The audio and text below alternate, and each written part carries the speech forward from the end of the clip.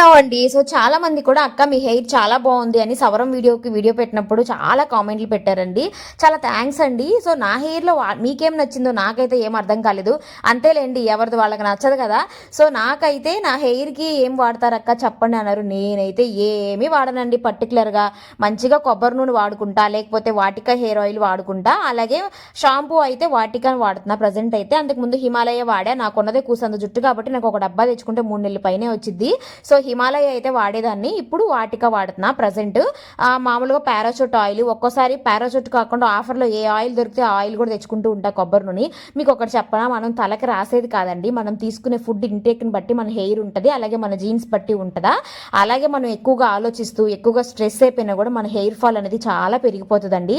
So వీలైనంత వరకు ప్రశాంతంగా ఉంటే మన హెయిర్ హెల్తీగానే ఉంటుంది. మరీ ఒత్తుగా ఉండకపోయినా ఉన్న 4 పీచులైనా కాస్త ఊడిపోకుండా నీట్గా కనిపిస్తూ ఉంటే ఇదే నేను ఇచ్చే టిప్.